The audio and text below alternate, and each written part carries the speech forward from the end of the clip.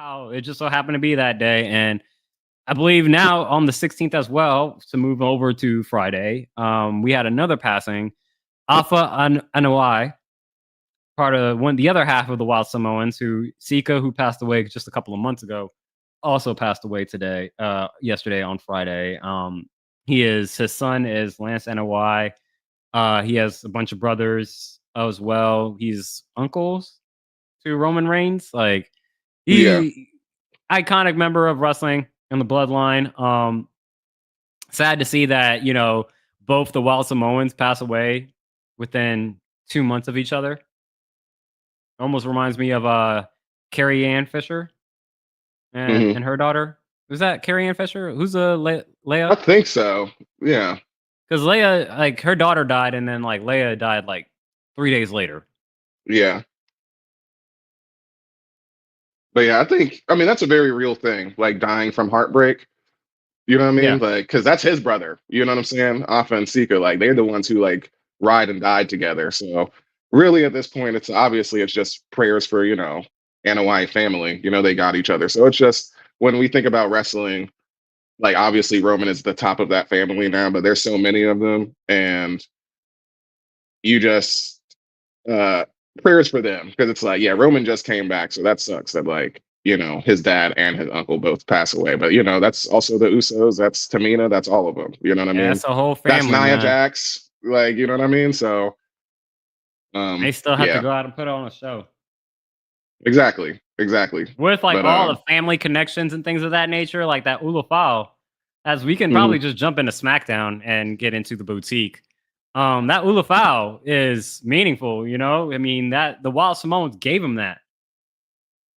You know what I'm saying? They gave him that necklace. And so to see Roman put it on last night, he picked it up the week before. This week he put it on, and you felt like a sense of like, calmness kind of come over him right before Jacob Fatu comes out and finally puts hands on Roman Reigns. The bloodline jump him. And I predicted this for our SmackDown for when we go into next week, but it happened a week early. Roman got put through a table. So now yeah, I need to readjust my predictions yeah, just a as week far as off. what is going to happen on SmackDown for when we are live in Washington D.C. next week. But I have Roman being put through a table as a rising mid, maybe flat mid, just for the fact that like Roman hasn't said anything yet. It's kind of Yeah, been the same thing for the last 3 weeks.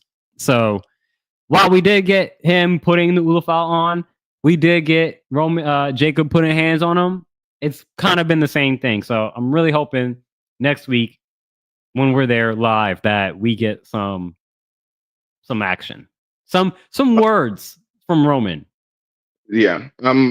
I'll say this was almost primo for me, just because the fact that they finally put the Ulafal over, like the significance of it and everything. Hmm.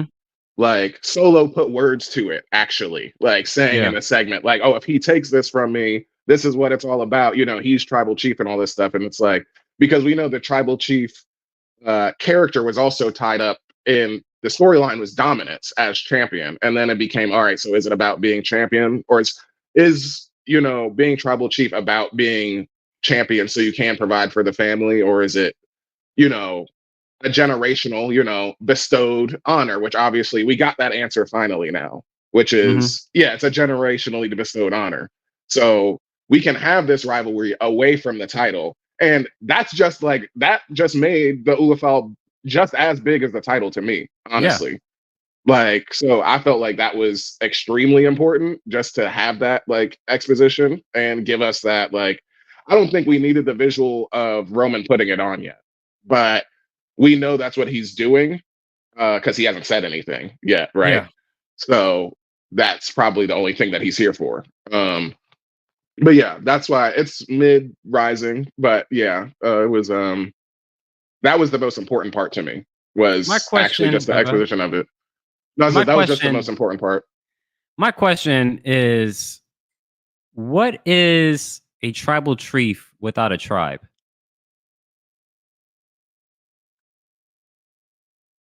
That sounds like a riddle. Well, I mean, he calls himself the original tribal chief. Cool. You were chief, but like, where's your tribe? And so, kind of like what we're talking about here, and what I said is like Roman is going to need some backup. And so, if he's going to need some backup, like he's got some work to do. He's got some apologizing to do. Maybe you got Jimmy in your back pocket, but like you right now you by yourself. You know, you could take him out, but at some point you're going to get ganged up on. And these guys are very, you could get Jimmy back. You can get Sami back. You can get Jay back, and you can get the original Bloodline back. Is the original Bloodline strong enough, or do you need to bring in somebody to be savage, just as savage enough to take out Jacob? Like, either way, he needs some backup, and it requires him to apologize and somehow get Sami and Jay back. I mean, I know. I wonder if the character of Roman would do that though. Like, I understand where you're going with it, but it's like, oh, what is he without the tribe? But it's like, but we know it's the family. You know what I'm saying? Like, that is the wrestling family. We just went through a whole like history lesson with The Rock and everything leading up to Mania. So yeah, he might be alone now, but like I could see him being like, or him being beaten down like again, and then just out of love for the family type of shit, like Jimmy returns. You know what I'm saying? Like I'd rather have you be tribal chief than them. The Tongans aren't even part of the family, so that's why it's also blasphemous if you think about it like that. For real, anyway, they not Anawais or part of that family. So yeah, that's where I think it's slightly more realistic. But yeah, I think that would be something to see Roman apologize or whatever that looks like. Like that. I mean, Jimmy doesn't have a problem with Roman. At least because he was on his side at WrestleMania. He was at that side at WrestleMania. So a lot of it comes down to Jay and Sami. Mm-hmm. And maybe it's not Sami. Maybe it's The Rock. Who knows? But yeah. It seems like even if you were to get to the original Bloodline back, is the original Bloodline... I guess Jacob Fatu is the biggest X factor because nobody's really tripping over the Tonga twins. No, not at all. So it's like, do you have enough to take... Is main event Jey Uso enough to take out Jacob Fatu? Boy, that's a booking though. If you book him to beat Jacob, that would be a rocket for him too, right? I mean, he's already at the main event, but I mean, right now, hell nah.